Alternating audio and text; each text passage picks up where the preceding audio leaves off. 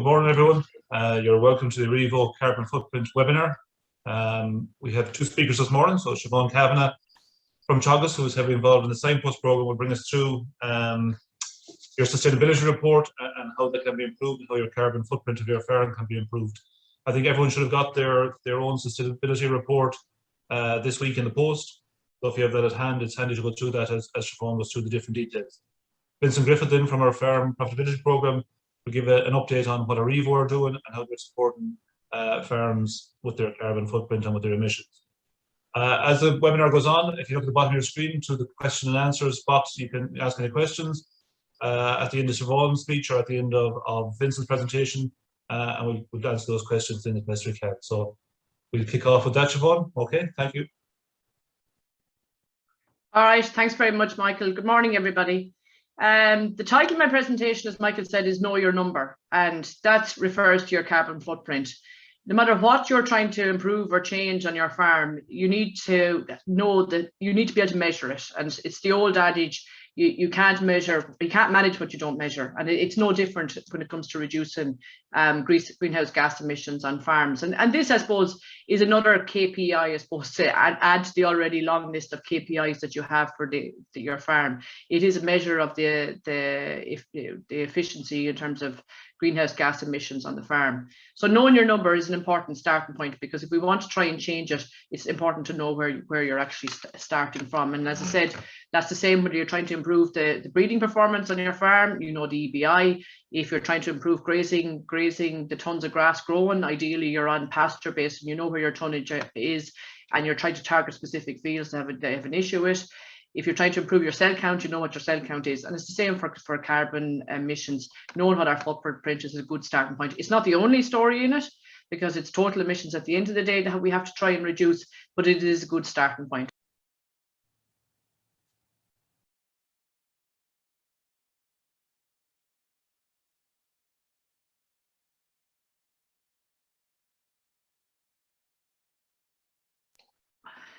My apologies. Should I go back to the start again?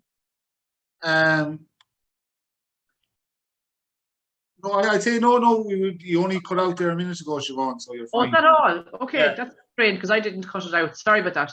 Yeah. So the carbon footprint refers to how much greenhouse gases are emitted from an activity. So that's whether it's producing a kilo of milk or a kilo of meat, or driving a car, targeting a flight. So for everything we do, there's an emissions footprint associated with it.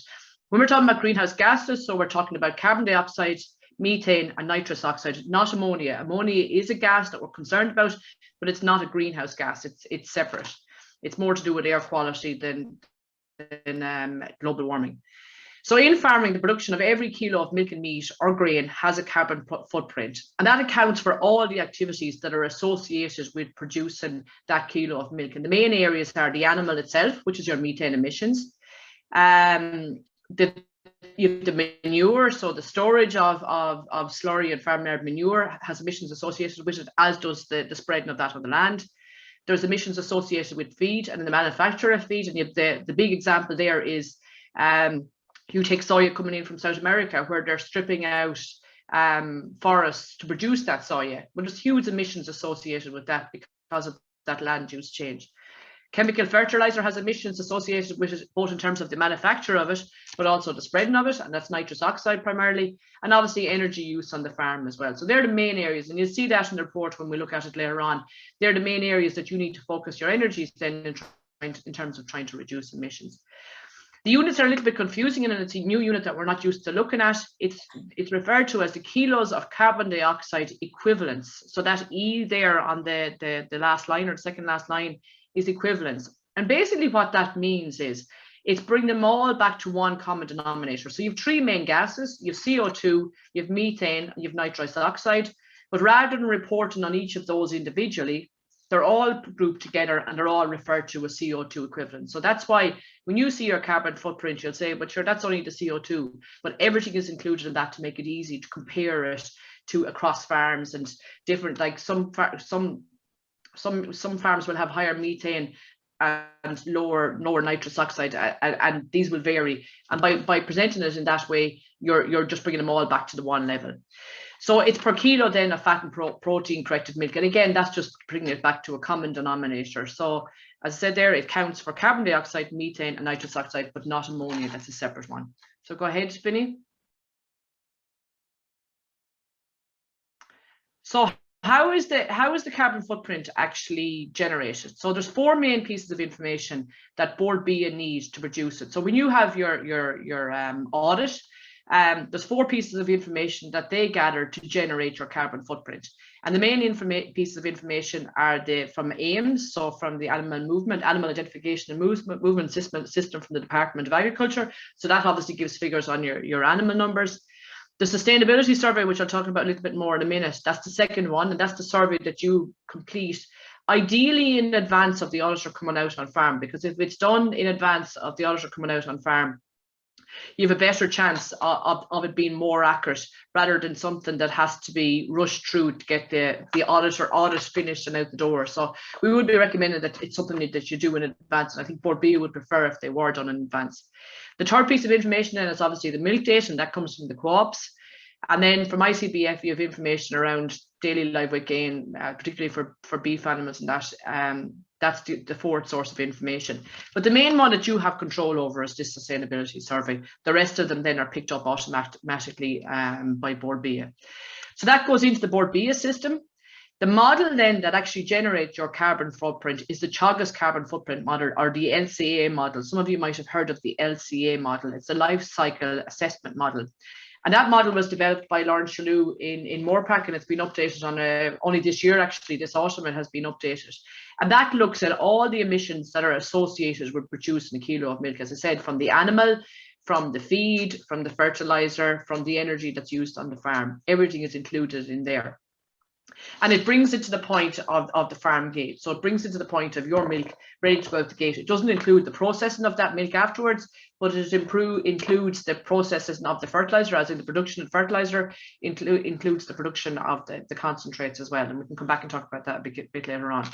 So all those inputs are inputted into the Board B system, then using that model to generate the carbon footprint in the carbon footprint model within that LCA. So there's calculations within there that generate this footprint, and that's what appears on your farmer feedback report. When you get your report back after an audit, that's where the figures are coming from. These 4 pieces of information are fed into the LCA model, or the Teagasc model, and that's what gives your carbon footprint figure. And we look at the various sources of that as we go along through the presentation. If you want to go to the next one, Vinny, please. So this looks quite a complicated slide, but it's actually, when we break it down, it's reasonably straightforward. So you're asked to do a sustainability survey for your farm as part of that audit. And as I said previously, ideally try and do that in advance of it, because it can end up being a rush job, as you know yourselves, if the auditor is there in front of you. You can do it online now, so you have the option to go in online and do it, or you can do it manually. You can do it out manually. The one thing I would say is it is quite difficult to have the information accurate in it, because you're looking back maybe 12, 15, 16 months and trying to remember exactly what happened. The one thing I would say is it's important to keep good records, so that when it comes to filling this audit, that the information is as accurate as it possibly can be, because if the information is not accurate going in, your carbon footprint is not going to be accurate either. So the more accurate you can have it, the more reliable it is when you come to benchmarking your own progress, but also benchmarking yourself against the national average. So it is important to get this information as accurate as possible. And we are seeing it when we were doing the farm walks there in the autumn. We did notice there was errors in some of them, and they need to be adjusted. And that can happen through Board B. You can go back to Board B and say, look, I'm not happy with the figures I have in there. Can they adjust them? And that is a possibility, or that is a facility for you. So the 4 main areas that you're providing information on are your grazing days, your feed, your fertilizer, and obviously on the manure, or the organic manures on the farm. So how did they relate to emissions? So your grazing days, the longer the grazing days, that means the less manure storage you're going to have. The manure, the longer the housing period is, the less manure and urine that's deposited at grazing. And it'll also give an indication of the grazing season, which relates to the diet. And the more grazed grasses in the diet, the less methane you have, the more silage you have in the diet, the more methane. So a longer grazing season means less methane. So you've a couple of different things there. You have the slurry storage, the manure and the urine that's deposited at grazing, and then you have the length of the grazing season, which relates to the animal and how much methane they actually produce. So in terms of feed then, that relates to digestion, and really that's about methane emissions. So how much feed is used, and also where is the feed coming from. So if you're using a high level of concentrates, what's accounted for in that is the level of concentrates, but also the production of that concentrate.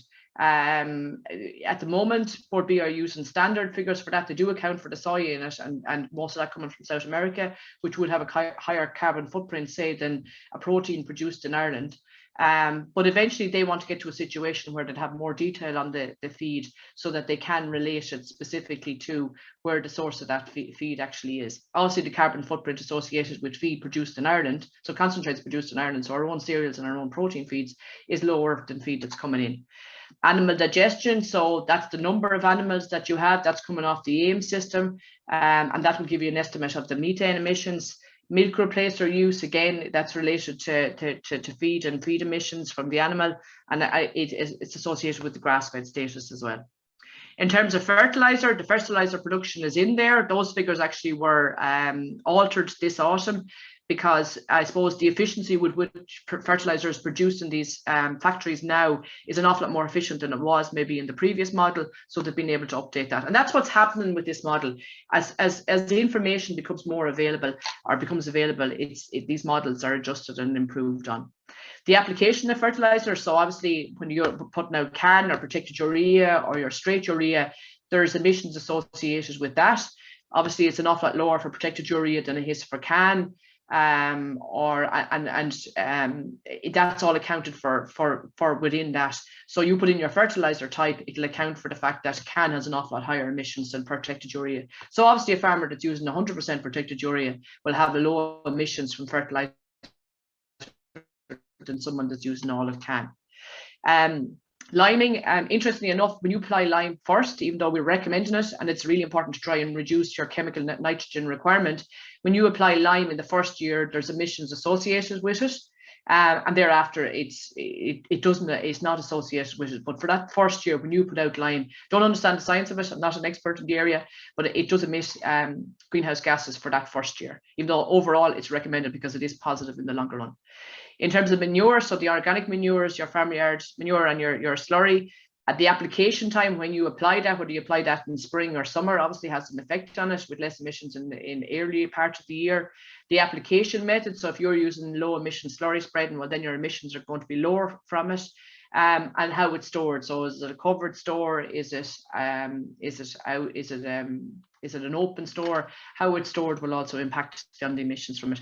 So all of that information is feeding into giving you an accurate carbon footprint figure. So any figure that's not put in right here does impact on what the overall emissions are in that section, and then obviously will affect your overall carbon footprint. So what's it used for? That information is used to generate your carbon footprint, the grass-fed status, and then obviously that's what appears in your farmer feedback report, and we'll go through that report and the main elements of it in a couple of minutes. As I said, that's collected at each audit, and it's collected for the previous year. So if you have an audit in 2021, it's the 2020 data, and that's why, as I said earlier on, having accurate information or keeping good records so that when it comes to filling this, that you have accurate information will be absolutely critical. At the moment, you're having an audit every 18 months or so. The hope is with Board B, so that means you're only getting a carbon footprint every 18 months, and that's not ideal. No more than EBI or your grass growing or whatever. It would be nice to get that figure on an annual basis, and Board B are working towards that you would be able to get a carbon footprint every year, that you'll be able to track your progress and also track your benchmark yourself against other people. Vincent, do you want to move on to the next slide? So when you look at your farmer feedback report, and hopefully maybe some of you might have this in front of you now, the carbon footprint appears on the front page of that. So when the front facing page that you look at has the carbon footprint on it. Now, some of you might have beef on your farm as well. That's not accounted in this. That's a separate calculation. They do the calculation for dairy farms, but it's not on the farmer feedback report. But you can get that information if you look for it. You can get the beef enterprise, and the replacements are separated out as well. So it's the carbon footprint, it's the footprint associated with the kilos of milk, but dry animals are treated separately to that. But as I said, you can get that figure. The carbon footprint then, so it's in kilos of CO2 equivalents, and they don't actually write the equivalents here on the farmer feedback report per kilo of fat and protein corrected milk. And that's just to bring everybody back to a level playing field when comparing them. So in this case, this farmer has a carbon footprint of 0.99, okay? So the current assessment is 0.99. The percentage change from the previous assessment, it has reduced by 16%. And we'll come back to talk about that in a minute. And the average nationally for herds of this farmer has 135 cows.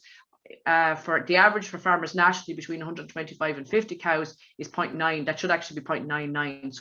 So the average nationally, just for your own interest, the average carbon footprint for dairy farmers nationally is 0.99 as it is at the moment. And this farmer is on the national average. So it's 0.99 and the average nationally is 0.99.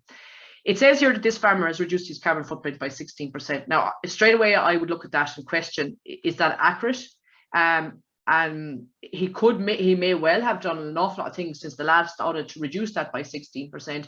But I would be concerned maybe about the accuracy of the information that was possibly used in that carbon footprint for it to reduce that much.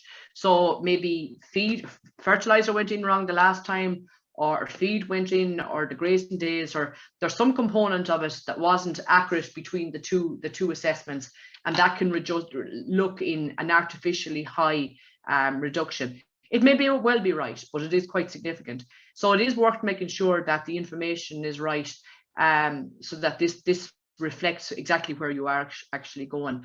We have noticed that a lot of the time that where there is inaccuracies in it, a lot of it tends to be around fertilizer use and putting in inaccurate information around fertilizer use. The grazing days, not so much.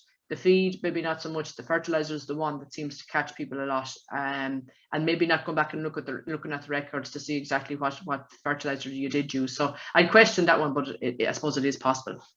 So if you go to page 3 then of the farmer feedback report, then you get a breakdown of where the emissions are actually coming from. And again, it'll show you your progress in the different categories, but it'll also show you where your benchmark is relative to others. So in this farmer's example, his own line is the dark blue line on the left-hand side. So 40% of his emissions are coming from the animal, from digestion. So that's methane. So that's what the animal is belching out primarily. 40% of it is coming from that.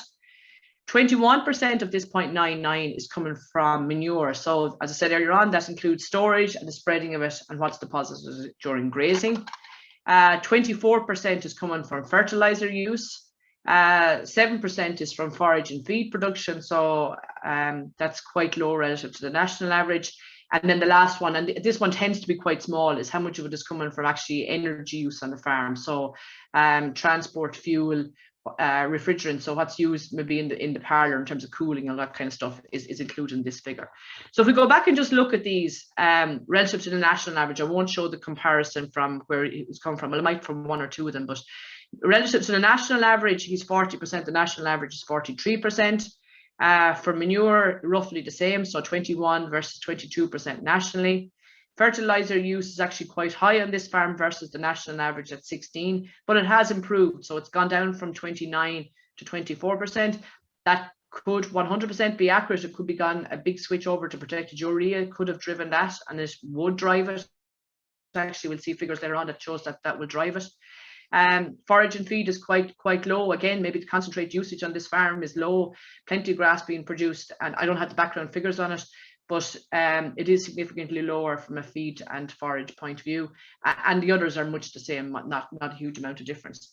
What is noteworthy here is, and this is in comparison to beef farms, about 65% of all emissions nationally are coming from the animal. So that includes the animal digestion, which is methane directly out, and then from the manure, whether it's at storage, spreading, or at grazing, so about 65%. In comparison to beef farms, on beef farms, that figure is 89%. So 89%, almost 9 out of every 10 kilos of carbon dioxide on a beef farm are actually coming from the animal, because their fertilizer use is so much lower. It's the animal that's producing most of it, and of course they're finished animals right through, but most of that is actually coming from the animal rather than from these three here. It's about 90%. Okay, do you want to move on to the next one, Vincent? So we have the breakdown of what the five main areas are. So it's animal digestion, the manure, the fertilizer use, the feed and forage production, and then the other, which is basically energy. And on your farmer feedback report, when you're looking at the report, under each of those headings, you will see guidelines there as to some of the actions that you can take to try and reduce your emissions. So they do give that little bit of a guide. They're quite generic, but it is a guide as to some of the areas maybe that you might concentrate your energies to reduce emissions. So just to maybe go through maybe what the headline wants, and these are, and Vincent will talk about the MAC curve in a few minutes, the marginal abatement cost curve, which is basically our roadmap to reduce emissions over the next couple of years. These are the main elements that are in that. I just have them broke down into the different categories. So under animal production, if you improve animal productivity, well then, if you can get more kilos of milk per cow with no extra, with more efficiency, or so better breeding, better grassland management, if you improve productivity, you're going to reduce greenhouse gas emissions. You're going to reduce your carbon footprint. Carbon footprint is basically a measure of efficiency. So improve your efficiency in other areas, it will improve your carbon footprint or reduce it. Improving genetic merit obviously is part of that. Improving the quality of grass and the quality of grass that you're producing. So the quality of the grass, if cows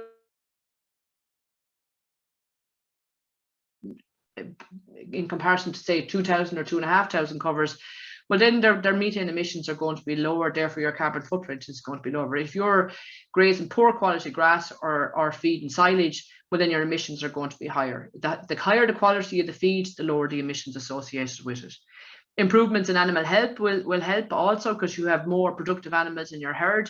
You have less animals that are what we call these marginal cows that are not as productive. They're going to increase your carbon footprint if you have a lot of animals maybe with underlying health issues.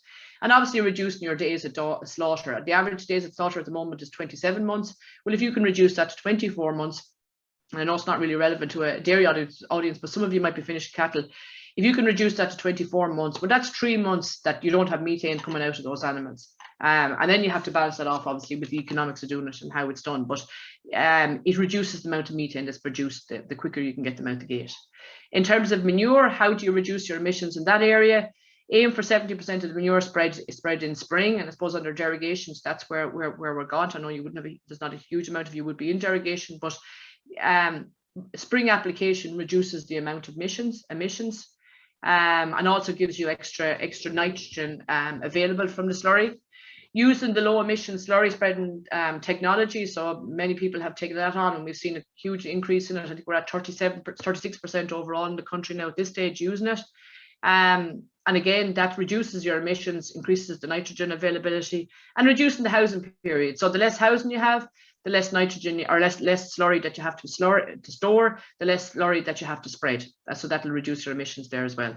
In terms of fertilizer use, well, obviously protected urea is the main one there. Protected urea, if you went to 100% protected urea in the morning, you will reduce your carbon footprint by between 7 and 8%, and you'd reduce your total emissions by between 7 and 8%. And that's hugely significant. When the lower end of our target is 21%, you could nearly knock out a third of that, the lower target, by going 100% protected urea. And we can take questions on that later on if you have, cost-wise, and that's where it sits relative to CAN and ordinary urea at the moment. Applying lime, as I said earlier on, in the first year you put out lime, it actually does emit carbon dioxide. But then following on from that, it does a huge positive in it, as it can save you in terms of chemical fertilizer, reducing releasing nitrogen in the ground. So applying lime is very positive in terms of reducing your overall nitrogen fertilizer and making the nutrients there more available. identifying P and K requirements through soil analysis, so targeting your fertilizer program, and use of clover and multi-species swards will help to reduce your nitrogen requirement as well. So the less chemical fertilizer you use, and the more you can do these things, particularly apply lime, use protected urea, and making optimum use of your nutrient management planning, can help reduce your nitrogen requirement, chemical nitrogen requirement, and obviously then your greenhouse gas emissions. Under feed and fertilizer, then, how do you improve forage and fertilizer? Improve grazing utilization in the grazing season. So the more grass that you have in the diet, the less emissions you're going to have. So the more silage you have in the diet, the more emissions you're going to have. So by improving grazing management, lengthening the grazing season, in the meat season, making sure you're grazing 1400 covers rather than very heavy covers, all of that contributes to reducing your greenhouse gases, particularly at your methane emissions there. Reducing concentrate feeding. So concentrate contributes to greenhouse gases because concentrate production is increased in there, or is included in there. So the less concentrates you're feeding, the less emissions that you're going to have. And then the final one is energy. So energy efficiency on the farm, and I suppose there's been a good bit of highlighting of this in the last short while, looking at ways to try and reduce the energy demand on the farm. So renewable energy installation, servicing the milking machine to ensure optimal efficiency on that. It's relatively small, but look at this is bite-sized pieces. We have to kind of look at all the areas to try and bring about an improvement. And obviously there's energy savings or cost savings to you as well in doing a lot of those things around energy. And you could say that for all of the actions in reality, or most of the actions in the MAC curve are a win-win for yourselves as farmers.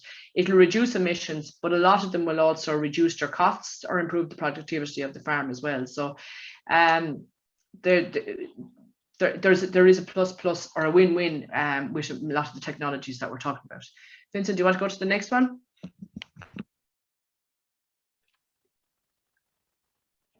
So how do you best use the report? Okay, so the first thing is maybe just to mention what the target is. Where do we want to get to with this? So the national average in terms of carbon footprint is 0.99. That's where we are at the moment. So for every kilo of fat and protein corrected milk that we produce, we're producing 0.99 kilos of carbon dioxide equivalent, or the greenhouse gases. The report you have today will tell you, the one that you got over the week in the last couple of days, will show you where you are relative to that.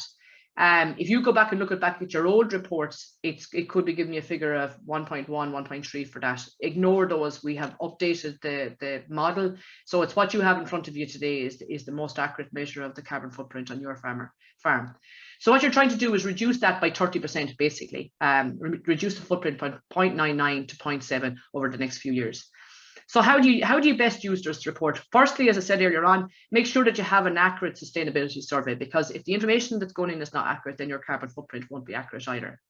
Review where the emissions are coming from. So where are most of your emissions from, and where are you relative to the national average? Like if your nitrogen is an awful lot higher than what the national average is, why is that? And is there scope to reduce it? So is your soil pH good? Are you using nutrient management planning? Are you looking at maybe incorporating clover into swards? Those type of things. Have you started using protected urea? Look at some of the actions that can be taken, and I can give Vincent a copy of these slides that can be circulated around to you if you would like to get them. Check your own farm's progress and benchmark against the other farmers, and that's really important. It's important to know where you're going and where you're at right now. And if you're starting off, if you have an audit coming up in the next 6 months or 12 months, make sure that the information on that audit going forward is accurate, because then everything else will be benchmarked against that. And obviously benchmarking against other farmers is helpful so that you can gauge where you are relative to the national average. And then the last point is to make a plan. So there's an awful lot in what I had on the previous slide, and it's very easy for me to talk about here. It's a different thing to actually apply it on farm.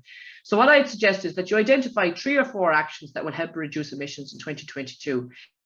And they might be the priority actions that we would see would be switching to protected urea, putting out lime, which will help you reduce your chemical nitrogen requirement for 2022. If you are doing a bit of reseeding, put in clover with it. So I try to identify some of those easier win options that will substantially help you to reduce your emissions and LESS, sorry, was the other one, help you reduce their emissions, but not add significant cost to what you're doing.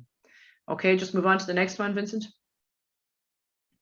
So I'm more or less saying the same thing here, but what we do have is a checklist, and it's hard to see it on this, but I think this is a really useful starting point for trying to figure out, well, where do I start with this? What are the things that I go after on my farm? So basically this checklist, and Vincent, I can send this on to you again. It'll go out in the newsletter in the next the next week or so, but it's a checklist that basically identifies all the areas that would contribute to your carbon footprint. So it's around the efficiency on the farm. So your breeding and the use of milk recording, around your fertilizer use, around your grazing management, around your slurry management. And basically there's 25 questions on it. And it's a tick box exercise where you tick the ones you are doing and the ones you aren't doing, and you get a score at the end of it. And then you can go back and look at the ones maybe that you're not maybe managing as optimally as maybe you potentially could be doing. So that's a really useful starting point to try and figure out, well, I'm going to go after 2 or 3 of these items this year to try and improve my carbon footprint. Okay, Vincent, and as I said, I'll make that available to Vincent after the presentation today.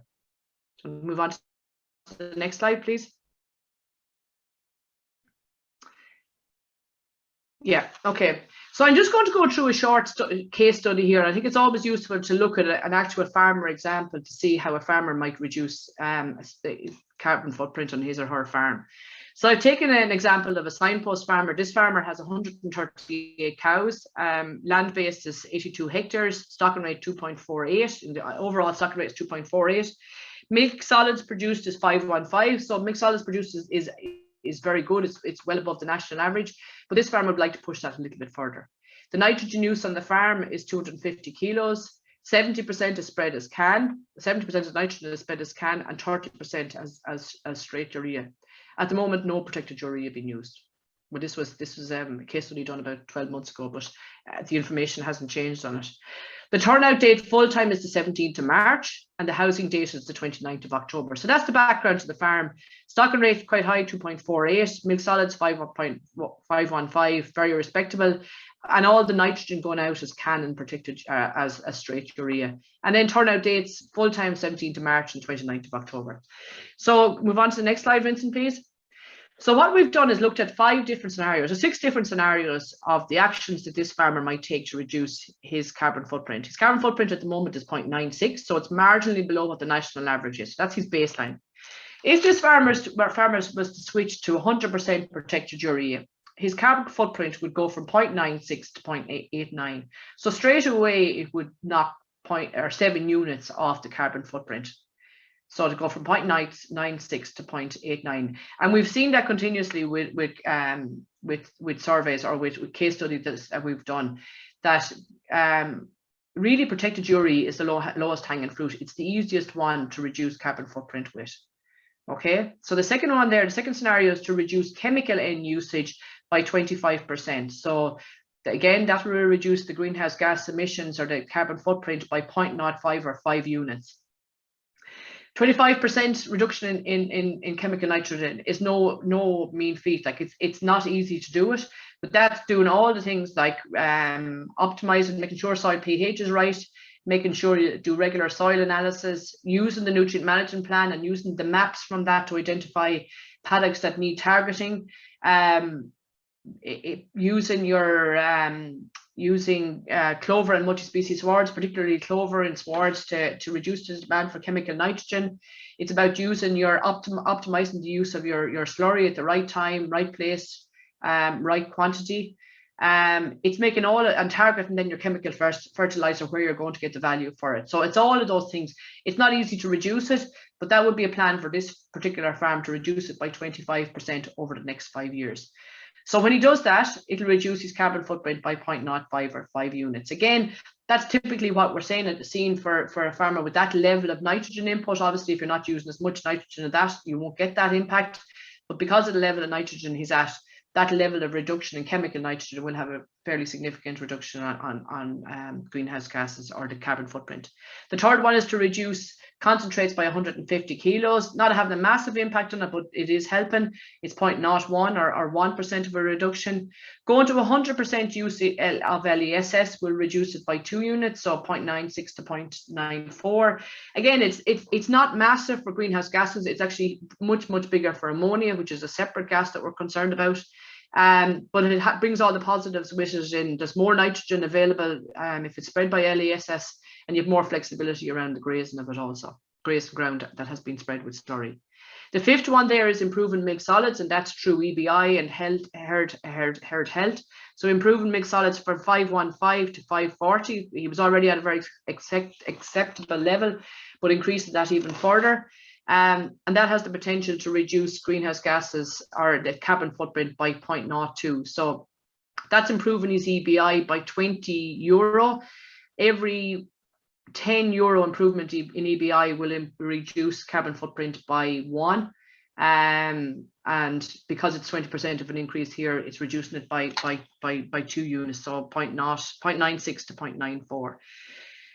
When you put all of those together, now they're not additive. You can't just add up the reductions here and end up at this figure. They're not additive as they are, but if you put all of those scenarios together, so he does all of these 5 actions, the carbon footprint goes from 9.96 to 0.81. So that's a 15% reduction in the carbon footprint of this farm. As I said, it's easy for me to say it. There's considerable work involved in implementing all those things to get that reduction. But that's where we need to be heading for. It's baby steps and building to those kind of reductions in carbon footprint.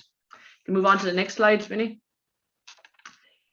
It is really important at this point to say, though, when we have the target, we have a target to reduce our emissions by between 22 and 30%. That's reducing total emissions on the farm as opposed to the carbon footprint. So what we're doing here is trying to reduce the total carbon footprint. And the total carbon footprint on your farm is a function of the footprint, the total emissions, on your farm is a function of the footprint multiplied by the total milk output. The total milk output is a function of the number of cows you have multiplied by how much milk they're milking.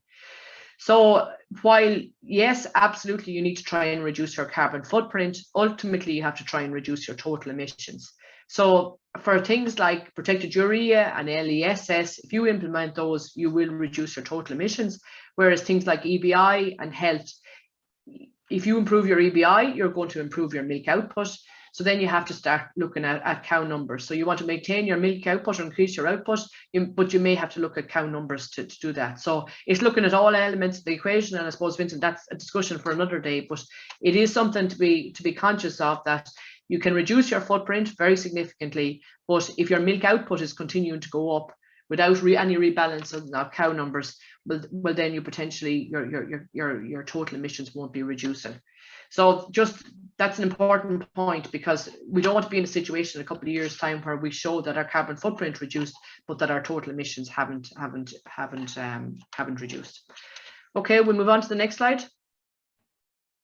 Okay, so this is my final slide, and this is kind of just to give you an update of where this is going in the next couple of years. Like, the carbon footprint figure has only been available to you for a relatively short period of time, and most of you are going to get used to looking at this figure over the next couple of years, but it will improve, and the accuracy of the information will improve. Some of that you will contribute to, to the sustainability survey, but also the accuracy will improve as the model improves and the information that's fed in from elsewhere will improve. So some of the linkages that Board B are looking at developing is trying to draw on other databases that are available to improve the accuracy of the information or the data that's fed into it. So some of the linkages that potentially will come down the line is linking into the pasture-based data, so that it can draw directly from pasture-based your grazing days, the housing period, possibly even silage. Somebody asked me about silage on a presentation last week on this. You may well be able to upload a silage analysis that would feed into it, because obviously if you're feeding 78 DMD silage versus someone that's 65 DMD silage, that will feed into it as well. If we have accurate emissions figures for those, potentially that could be used. But pasture based is one of the obvious ones that the hope is that Board B would be able to link into that, obviously with permission for yourselves to do that. Linking into feed merchants to figure out what, like at the moment they're using a fairly standard ration. in the Board Beer report. It would be nice to be able to look at different rations. There's more of an emphasis maybe, and I know Joe Patton is looking at it in Johnstown Castle, on an Irish grown ration where the vast majority of the ingredients are Irish grown, in comparison to a ration where a lot of the ingredients are imported. Well, you should be able to account for that. So linking in with the feed merchants to get more accurate information, linking in with the fertilizer merchants, again with permission. Obviously none of this can happen with GDPR without permission from yourselves, but linking in that information from fertilizer merchants so that we have more accurate information on the fertilizer. In terms of the model as well, there will be changes to the model over the next couple of years, still as country-specific emissions factors become available to us. So at the moment, the model still relies on some international factors, international emission factors, because we wouldn't have had Irish data for certain things. But with time, as we get more and more data, particularly out of Moorpark, that model can be updated, and therefore the accuracy of the information that you'll get back would be more accurate. And more research around particularly methane, which is ongoing in Moorpark at the moment, and we can talk about that in questions if there's any on it. The sequestration isn't included in there at the moment because we don't have accurate data on it. That work is ongoing at the moment, and as that information becomes available and acceptable under the national inventory and then the NCA model, well, then we'll start to include those in the models as well. As I mentioned earlier on, ideally you'd like to see an annual review so that you can check your carbon footprint on an annual basis. That is being looked at again by Board BA. And ultimately where we want to get to is that you would have a decision support tool. Both advisors and farmers will have a decision support tool that you can put in your own information and do the likes of scenario analysis that I did there in a few minutes ago. So you put in the details from your farm, you say, right, you could say to Vinny, I'm thinking of going to 50% protected urea next year. How will that affect my carbon footprint? Or I'm planning to improve my EBI by €5 every year for the next 10 years. Well, what impact is that going to have? And that kind of decision support tool would be really useful at a local level for us to try and drive this on in terms of the technology adoption and seeing the impact that it will have. And it's heading in that direction, but it could be a couple of years before we'll actually have a tool like that will help you to make more useful information of the information that's coming from your farmer feedback report. That's it, Vincent. That's my final slide. I'll take any questions if there's any for me on it. Thanks, Siobhan. Thanks, Siobhan. You've gone through a lot of information there. I suppose just for everyone on the webinar has been recorded, and we will share this through a link to everyone after the webinar, but to catch up on it. I suppose there's a few questions in, Siobhan. First one is, how does the use of zero grazed grass affect my carbon footprint? Yeah, it's not in the model at the moment. And I'm not 100% certain about this, but I think it's slightly, it's higher because it's lower because you have more grazed grass possibly going into the diet. Depends on where the baseline is coming from, but if you have more grazed grass going into the diet, it'll be lower because of that. But the other side of it is then you have higher fuel costs because you're bringing it in, and you possibly have higher slurry storage as well, and obviously the spreading of that. So I'm not 100% certain where it leaves your overall footprint. It's the balance of those, but I'm sorry now, but I'm not going to be able to give you a proper answer on that. What I can do, Vincent, is I can take down that question and just get it answered in the afternoon and send it back to you if that's any use. Yeah, that's fine, Siobhan. Will you still be allowed to spread slurry with a splash plate in the future? At the moment, there's only derogation farmers that are required to use the LESS. I wouldn't be surprised down the line if it happens that everybody will be switching across to LESS, but that's a policy decision for the department to answer. But I wouldn't be surprised if we were heading that direction at some point in the future. Can I just come in there, Michael, as well? I suppose the other important point to add with LESS is there's a huge increase in the amount of nitrogen available when you spread slurry to low emission soil. So with the price of nitrogen, like every dairy farmer should be spreading all their slurry with LESS, just purely on the savings that you can get on nitrogen fertilizer. Yeah, but you have an extra 3 units from LESS, which is huge. Like that's a valuable 3 units in the year that we're facing into with fertilizer prices, and also the flexibility when you're around grazing management and being able to get out and graze it that much quicker. There's big pluses to it, really. Yeah, and like I say, some of our our monitor farmers that we've been working with the last couple of years, has been a huge switch over on those farms to low emission slurry spread, and like not one of them would consider going back to splash baits. And just to give you the stats on it, like there has been a big shift. The sustainability survey, the sustainability survey that was issued last week or the week before I think, it went from 16% of the slurry spread in the country by LESS in 2019, and in 2020 that had gone to 36%. So there is a drive towards it. There is a big push. I see a comment coming up there about educating of the contractors, and I think that is a point. Like all the contractors have it. They all have the equipment because they're spreading for derogation clients and that. But I suppose we do have a little bit of a job to do. We're only talking about this lately, an education piece around this. And I suppose the other thing is when a farmer is booking the contractor to come in, to specify that he uses LESS rather than the splash plate. And I think that there's two ends of that. One is the education of the contractors, but also the demand has to come from farmers as well on that one. Very good. I think the other questions are pretty much covered, but does the report take hedgerows, trees into account, Siobhan?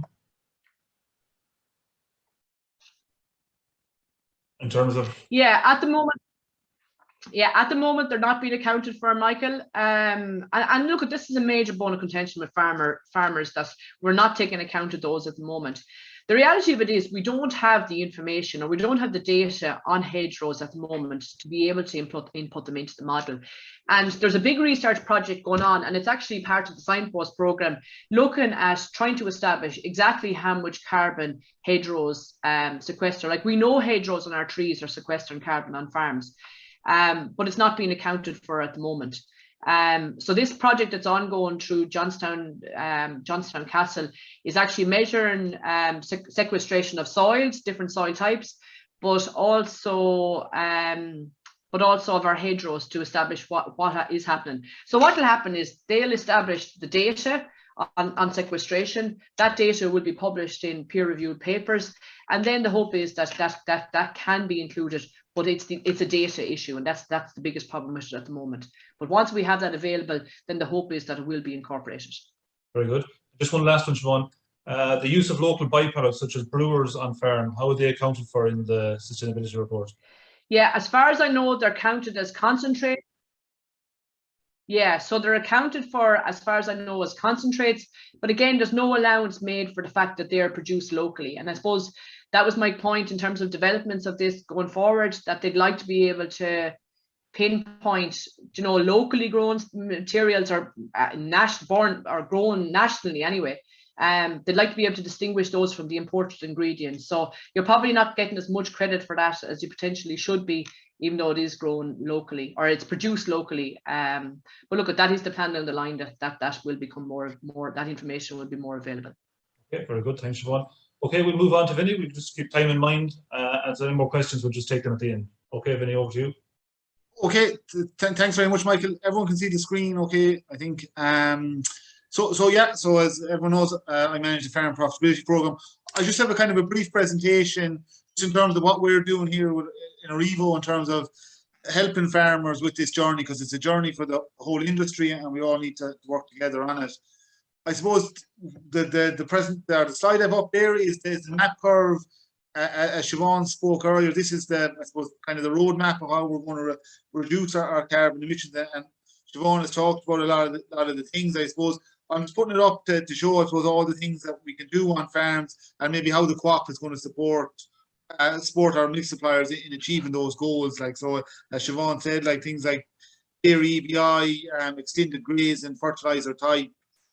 These are all important things that we need to adopt in our farms, and I suppose the Co-op have a lot of supports in place to try and help our milk suppliers achieve those targets and to change, I suppose, what's happening on farms, because it's a journey. Like, I think farmers want to take this on, but we need to support our milk suppliers through the changes that will have to take place on farms. I suppose the first thing, and Siobhan would have just referenced it, is the signpost farms. These are like demonstration farms in terms of taking on practice and being the real first adopters, and they're present throughout our milk supply region, and that gives suppliers a chance to learn from local farms that are adopting these technologies. And I actually see a question there in the Q&A function about clover and clover surviving in the northwest? And it's a great question, and there's not a lot of clover on our farms yet. It probably has to be a big part of our futures in terms of reducing nitrogen on our farms, but will it work particularly in heavy farms in the northwest? And that's a big question, and we need the signpost farms to I suppose to take on that and to show us what works on our farms. The 5 farms, or the 6 farms, sorry, that are in our region, Ocean is in Hollymount, just between Ballinrobe and Mars, the Spring Calf and Farm. Dry farm, in fairness, so clover is definitely being used on the farm at the moment. Sean Cleary is in Ballincarrow, in Sligo, a heavier farm that wants to use clover just at the start of its journey. But Spring Calf and Farm. Colin Desmacure in Strokestown in Roscommon. Richard Starrett, who previously won the NDC Milk Quality Award. Richard is in just outside Lifford in County Donegal. Obviously, Montpellier Agricultural College. The lads there, they're supplying the co-op, and they're obviously part of the signpost program as well. And we also have Joe Egan. Joe is one of our organic suppliers, and Joe's a signpost farm as well. So, and again, Joe will be using clover as it is. So even for non-organic suppliers, there'll be a lot to learn from Joe's farm as well. And as I said, they're going to focus on all those things we've talked about, switching over to protected urea, low emission slurry spreading, and integrating clover into their farms. Like so, there'll be a lot to learn over these farms. They're at the start of their journey, so it's a 5-year program. So I suppose there'll be lots of information coming from these farms, and hopefully in post-COVID times we can have plenty of farm walks as well to demonstrate what these farms are doing. I suppose as well, Siobhan has gone through in detail the carbon footprint. We do intend to put that onto the milk checks for all our milk suppliers. I think it'll be January, February time before that will get done. There's a fairly big piece of an IT project to get that working in terms of getting Orbia and the co-op system talking to each other. So, but that will be in place for 2022. So farmers will have that. And as Siobhan said, really important that we have accurate carbon footprints because so to get the most value out of it. I suppose I'm just going to move on then to a couple of projects that are ongoing in the co-op to update everyone on them. The first one, and I suppose it's connected back to improve productivity on our dairy farms. That's the milk recording program that we've got going. It starts this year in 2021. It'll pay you €5 per cow if you do 4 milk recording tests. And you must do 4. If you only have 3 done, you will not get paid the €5 per cow. And roughly it's costing around €12 a cow to milk record. So very significant payment there to reduce the cost of milk recording on farms. The first payment run will be made in November. So anyone that's 4 milk recordings done up to the 26th of November, they'll get their payment with their November milk the 21st of December. And then there'll be a final payment run done in January for anyone that's doing final milk recordings between the 26th of November and the 31st of December. And the program will be continued for 2022. So again, if you want to talk about that program in more detail, all the local milk quality advisors know about the program and get you set up with either Progressive Genetics or Munster Bovine to do your milk recording.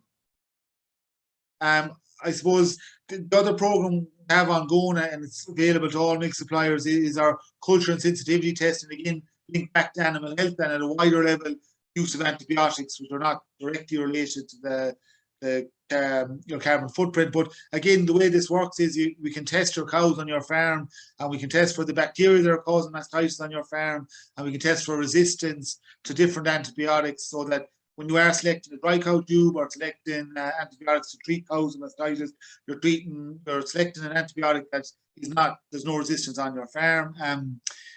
So it is very important, and ultimately we want to reduce the use of antibiotics on farms. Look, it's a very simple process. You can take sample bottles. There's test kits available through your local milk quality advisor. Samples can go back with your lorry driver, and those samples go to farm labs in Elphin. Now you can obviously drop the samples yourself to farm labs, but big geography obviously in the co-op, so it can be a lot simpler just to leave them with your lorry driver, and we have a pickup service here in Valladolid to send those samples back to the farm labs. And it's about €13 a sample to get it done, and it's deducted off your milk check. And as well, Jenna McCafferty works on the program with me. The Jenna will go through your results when you get them to explain them and to make the best use of the report you get back.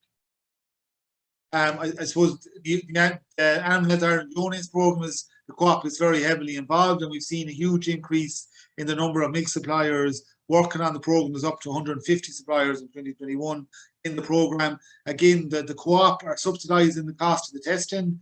But you must do a whole herd test, which is either done through a blood test or done a milk recording, typically in the summer months when all your cows are milking. And then you do a VRAMP, which your vet comes out to your farm and goes through risk factors in terms of the iones on your farm and how you can reduce those risks. And as I said, it's subsidised by the Co-op up to 100%. So again, that's available. Obviously, 2021 is gone. But again, if you talk to your local milk quality advisor, if you want to enroll in the program for 2022, that's again available to all our milk suppliers. Again, I suppose the ASAP water quality program is involved, and Magella again is contacting the Co-op, and this is just working in terms of improving water quality on our farms. It's done in conjunction with LawPro, which is a local authority, and Teagasc. So it's an advisory program. It's not a regulatory program. So it's to work with farmers where there may be issues in a particular catchment around particular issues. It's been very successful throughout the country. It's something that has shown farmers willingness to adopt environmental practices and maybe make changes to improve their environment. So again, something the Co-op is really committed to, and it's something Magella is working hard with over the last year, and will continue to do a lot of work with it. So again, if there's anything, or maybe you'd like to talk to us about that, then contact myself from Magella if you'd like any more information on that water quality program. And as I said, it's all Teagasc are obviously very heavily involved in running that program as well. I suppose moving on then in terms of agribusiness services again, and this I suppose connects back to some of the stuff Siobhan had talked about in her presentation. I suppose the first one is soil fertility, incredibly important to get right in our farms. I suppose in terms of reducing the amount of nitrogen we're using, establishing clover won't establish in soils that are low pH, suboptimal for P and K. And also the price of fertilizer. I mean, you spread nitrogen on low index soils, low pH soils, you don't get the return on that. And with the price of nitrogen, it's something we have to get right. So we have a soil testing program there that's run by the agribusiness division. There's 150 farms can enroll in it. It's in association with Grass and Agro. There's free soil sampling, and you also get a fertilizer plan developed for your farm. So again, there's been great interest in it from our milk suppliers. So if it's something you'd like to talk to us about, or maybe enrolling, time is tight, so you'd want to talk to us fairly quickly, you can either talk to your local milk quality advisor, ourselves, or your local farm commercial specialist, or your local store manager, and they can talk to you about the program. But it is something that needs to happen fairly quickly, because opening date for slurry will be in less than a month. So it's important if you want to be involved in that, to talk to us quickly. In terms of silage testing, then I mean there's free silage testing for all our milk suppliers. You have an unlimited amount of samples. It's a fantastic resource that's done over in the animal feed mill, and again testing again through. It's done through your farm commercial specialist or through your store manager. You can drop in samples in. I know it's something Siobhan mentioned in terms of improving the quality of our silages, which will reduce methane emissions. So again, if you're not testing silage regularly, you're not going to see how your management of your silage is improving or disimproving. So again, it's free, and it's there available to all our milk suppliers. And as well as that, there is not free mineral analysis. We do mineral analysis on both grass and silage as well through the feed mill, and it's €35 sample. So again, very good value for what it is. And again, it's all linked in terms of getting the most out of your farm, the most out of your cows in terms of productivity, which will reduce not your total emissions, but your emissions intensity. And I suppose finally on that, one of the things the Co-op is really committed to and has been over the last, I suppose, is knowledge transfer, and we have an excellent joint program with Teagasc, and we've a full-time resource that works on that program. John Greeny from Crockwell was working on the program for the last couple of years. John has moved to Tipperary to a dairy advisory post, so we'd obviously wish John the very best in his new role. And we're very lucky John McCabe John's a Kevin man, but he's been working on the Dairy Goal joint program for the last 4 years, and he's starting with us kind of in December, January, and John is going to work there with our monitor farm program, but he's also working with our discussion groups, and we'll do an awful lot of work there. And it's one area where we've seen where farmers have gained huge benefits in terms of knowledge transfer, is being involved in a local discussion group. And again, if you're not in a local discussion group and it's something you're interested in, obviously you can talk to your local Teagasc advisor, or come and talk to myself. We'll be able to get you into a group. I know that all the Teagasc advisors are always looking for new members, so it's something I couldn't advocate strongly enough for. That learning from other farmers in your area, incredibly important. And when you talk about the stuff that Siobhan has talked about earlier in terms of some of the changes we need to make on farm, it's great to have the support of local farmers when you're making those changes, and you can learn a huge amount from what's happening locally. So again, if you're not in a local discussion group, come and talk to us, and I'm sure there'll be no problem getting you involved in one. So that's kind of my presentation there. I'll take any questions you have now. That's perfect. Okay, Vinny, thanks for that. I think all the questions that are in have been pretty much answered to date. So look, I'd just like to thank Siobhan for her time and for the information she put together, and to Vinny for his input. We've had a very good attendance this morning, so thanks for everyone for taking the time out to attend the webinar. I suppose we all know the environment and agriculture's part in it is going to be a big part of agriculture going forward, both on farm and in processing and so on through the different streams. So just to keep involved with what's going on, the signpost program will be publishing information monthly in the newsletter, and hopefully when things relax with COVID, again, we'll have on-farm and meetings in public to keep emphasising developments and what needs to be done. On that, I don't think there's any other questions, so thanks to everyone taking part, and we will share this through text during the week. Okay, thank you. Thanks very much.